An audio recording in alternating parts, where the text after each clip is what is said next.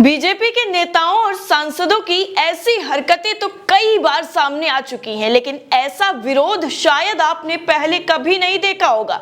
जिस तरीके से अब टीआरएस के लोगों ने बीजेपी सांसद का विरोध किया है वो बेहद ही दुखद है बीजेपी के लिए, क्योंकि कहते हैं कि जब पानी सर के ऊपर से जाने लगता है तो या पानी में डूब जाओ या फिर जिंदगी के लिए जंग लड़कर जिंदगी को वापस ले आओ।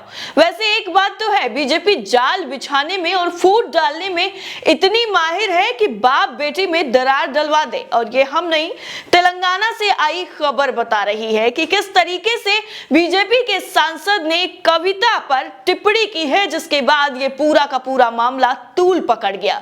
दरअसल तेलंगाना में बीजेपी के सांसद के घर के बाहर जमकर हंगामा काटा गया है, और यह हंगामा क्यों काटा गया है वो आपको विस्तार से पहले खबर में बताएंगे। लेकिन उससे पहले आपको बता देते हैं कि इस पूरी खबर को किसने शेयर किया है और शेयर करते हुए क्या लिखा है। निखिला हेनरी करके ट्विटर यूजर हैं, इन्होंने अपने ट्विटर अकाउंट से एक वीडियो शेयर किया है। पहले आप इस वीडियो को देख लीजिए और देखिए कि किस तरह से विरोध प्रदर्शन किया जा रहा है। आवास के बाहर कितनी संख्या में लोग इकट्ठा हुए हैं और वो बीजेपी सांसद का विरोध कर रहे हैं कि आखिर वो बिना सर पैर की बातें इस तरह कैसे कर सकते हैं, कैसे वो किसी पर कभी भी कोई भी इल्जाम लगा सकते हैं बिना सबूतों के आधार पर। पहले ये वीडियो देखिए, फिर बताएंगे आपको कि क्या शेयर लिखा गया है इस वीडियो को शेयर करते हुए।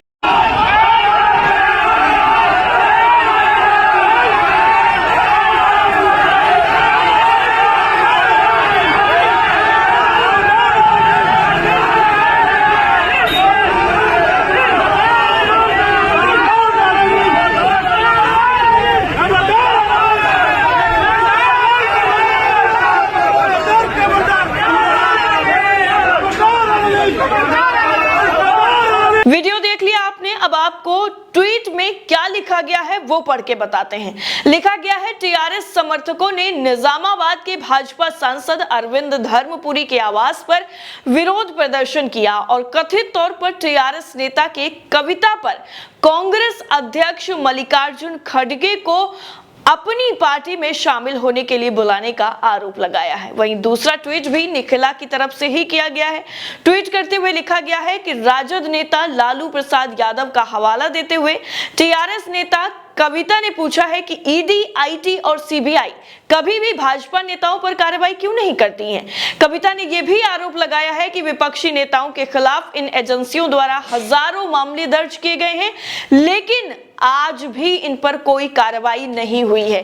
क्यों? जब ये सत्ता में है तो सिर्फ और सिर्फ विपक्षी पार्टियों के नेताओं को ही टारगेट किया जा रहा है। क्यों सीधा सीधा अपने लोगों को बचाने की कोशिश की जा रही है? क्या वाकई बीजेपी वॉशिंग मशीन है जहां पर जाने के बाद किसी के पास भी कोई पाप नहीं रह जाता है, सब पाप धुल जाते हैं और इनका पुण्य का घड़ा एकदम उमड़ उमड़ कर बाहर आने लग जाता है।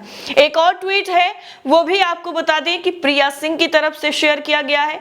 इस वीडियो में क्या कुछ दिखाई दे रहा है वो पहले आपको बता देते हैं। वीडियो आप जैसे ही देखेंगे तो भीड़ जो है वो गेट के अंदर जाती हुई नजर आएगी। पुलिस वाले खड़े हुए हैं, वो रोकने की कोशिश करते हैं, लेकिन भीड़ इतनी ज्यादा होती है कि वो गेट खोल करके अंदर चली जाती है और विरोध प्रदर्शन करने लग जाते हैं। और ये पूरा वीडियो जो है वो बीजेपी सांसद के आवास का ही बताया जा रहा है, जहां पर टीआरएस के कार्यकर्ताओं ने ये विरोध प्रदर्शन किया है।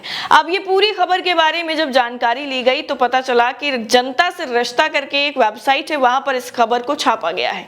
उसके मुताबिक अगर हम बात करें तो ये पूरा मामला जो है वो के चंद्रशेखर राव की बेटी है उनसे जुड़ा हुआ है, और उन्हीं को लेकर बीजेपी सांसद अरविंद धर्मपुरी ने टिप्पणी की थी और कहा था कि उन्होंने कांग्रेस में जाने के लिए मल्लिकार्जुन खड़गे को फोन किया है, मल्लिकार्जुन खड़गे से बात की है कि वो कांग्रेस में शामिल होना चाहती हैं। इसी टिप्पणी को लेकर टीआरएस के कार्यकर्ता नाराज हैं और जमकर उन्होंने धर्मपुरी के आवास पर तोड़फोड़ की है। टीआरएस कार्यकर्ताओं पर आरोप लगाया गया है कि उन्होंने तोड़फोड़ की है और अगर तोड़फोड़ उन्होंने की है तो उन पर वैधानिक कार्रवाई जो है वो भी की जाएगी। दरअसल तेलंगाना राष्ट्रीय समिति यानी टीआरएस कार्यकर्ताओं ने एमएलसी कविता कलाव कुंटला पर टिप्पणी को लेकर जिस तरीके से निजामाबाद के भाजपा सांसद धर्मपुरी अरविंद के बंजारा हिल्स आवास पर हमला कर दिया और वो प्रदर्शन किया, वो काफी ज्यादा सोशल मीडिया पर वायरल हो रहा है। हमले के वक्त फिलहाल जो है वो भाजपा सांसद अपने आवास पर नहीं थे, वो निजामाबाद में मौजूद थे। वहीं टीआरएस कार्यकर्ताओं ने भाजपा सांसद के घर के सामने भी विरोध प्रदर्शन किया। भाजपा सांसद अरविंद पुरी ने गुरुवार को ही यह आरोप लगाया था कि टीआरएस एमएलसी और तेलंगाना के मुख्यमंत्री के चंद्रशेखर राव की बेटी कविता ने कांग्रेस पार्टी के अध्यक्ष मल्लिकार्जुन खड़गे को फोन किया और पार्टी में शामिल होने की इच्छा जताई है। हैदराबाद में राज्य पार्टी मुख्यालय में मीडिया से बातचीत करते हुए अरविंद ने यह आरोप लगाया था कि उसने अपने पिता से नाखुश होने के कारण यह फैसला लिया है। यानी बीजेपी के सांसद ने जो आरोप लगाया है के चंद्रशेखर राव की बेटी पर, वो ये है कि वो अपने पिताजी की राजनीति से खुश नहीं है, इसलिए उन्होंने मल्लिकार्जुन खड़गे को फोन किया है और वो अब कांग्रेस में शामिल होना चाहती हैं। उन्होंने ये भी दावा किया कि ये पूरा जो घटनाक्रम हुआ है, जो फोन लगा गया है, बात की गई है, जो नाराजगी है आपस की, उसके बारे में केसीआर जो है वो पूरी तरह से जानते हैं, वो इस पूरी घटना से वाकिफ हैं, लेकिन वो अब इस बारे में कुछ नहीं बोल रहे हैं। इतना ही नहीं, उन्होंने ये भी आरोप लगाया कि कविता के भाजपा में शामिल होने की कोई जरूरत ही नहीं है। यानी उन्होंने कहा कि भाजपा में अगर वो शामिल होना भी चाहेंगी तो हम उन्हें शामिल नहीं करेंगे। हालांकि केसीआर ने हाल ही में आरोप लगाया था कि भगवा पार्टी ने उन्हें शामिल होने के लिए कहा था। अरविंद यही नहीं रुकते हैं और आगे कहते हैं, अगर कोई नेता कविता को पार्टी में लाने की पहल करता है तो वो बीजेपी के राष्ट्रीय अध्यक्ष जेपी नड्डा और प्रदेश अध्यक्ष बंदी संजय कुमार से निलंबित करने का अनुरोध करेंगे।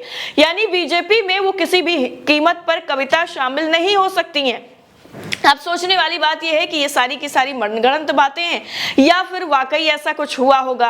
अगर ऐसा कुछ हुआ था तो अभी तक ये सारी चीजें खुलकर सामने क्यों नहीं आई, और सिर्फ मनगढ़ंत अगर बातें थी तो उसका जवाब टीआरएस के जो कार्यकर्ता हैं उन्होंने साफ तौर पर उनके आवास पर प्रदर्शन करने के बाद दे दिया है। लेकिन ये सब कुछ ऐसे वक्त पर हो रहा है जब कुछ दिन पहले ही बीजेपी पर एक ऐसा आरोप लगा था जिसने पूरे सियासत में भूचाल ला दिया था। साइबराबाद पुलिस ने दरअसल गुप्त सूचना के आधार पर अजीज नगर के एक फार्म हाउस पर छापा मारकर 3 लोगों को गिरफ्तार किया और जब इस पूरे मामले का खुलासा हुआ तब और ज्यादा भौचक्के हो गए सब। आरोप ये लगा कि तीनों युवक मुनुगोडे उपचुनाव के मद्देनजर नकदी, चेक और कॉन्ट्रैक्ट्स के जरिए तेलंगाना राष्ट्रीय समिति के विधायकों की खरीद फरोख्त कर रहे थे। जानकारी के आधार पर पुलिस ने एक होटल व्यवसायी और दिल्ली के 2 बाकी लोगों को रंगे हाथों पकड़ा जो कथित तौर पर टीआरएस विधायकों को खरीदने आए हुए थे। पुलिस सूत्रों के मुताबिक टीआरएस के जिन विधायकों को खरीदने की कोशिश की गई थी उनमें पायलट रोहित रेड्डी, रेगा कंथाराव, गोववाला बालाराजू, बीरम हर्षदेवन शामिल थे। साइबराबाद के कमिश्नर स्टीफन ने मीडिया को यह बताया था कि टीआरएस विधायकों ने यह बताया है कि 3 व्यक्ति उन्हें लगातार फोन कर रहे हैं, वो इन्हें पैसा, कॉन्ट्रैक्ट और पोस्ट का लालच भी दे रहे हैं। शिकायत के बाद जांच के आदेश दे दिए गए और पुलिस कार्रवाई में लग गई। लेकिन जैसे ही ये पूरा मामला मीडिया में उजागर हुआ तो के चंद्रशेखर राव जो तेलंगाना के मुख्यमंत्री हैं, उन्होंने सीधा बीजेपी को आड़े हाथों ले लिया और बीजेपी पर यह आरोप लगा दिया कि जो दिल्ली से दलाल आए हुए थे हमारी पार्टी को गिराने के लिए, हमारे विधायकों को खरीदने के लिए, उनके मंसूबे बिल्कुल कामयाब नहीं हुए हैं क्योंकि हमने उनके मंसूबों को ध्वस्त कर दिया है, उनके सामने ही चकनाचूर कर दिया है और उनको रंगे हाथों पकड़ लिया है अपना ऑपरेशन लोटस चलाते हुए। इस तरह का जो बयान है वो केसीआर की तरफ से आया था।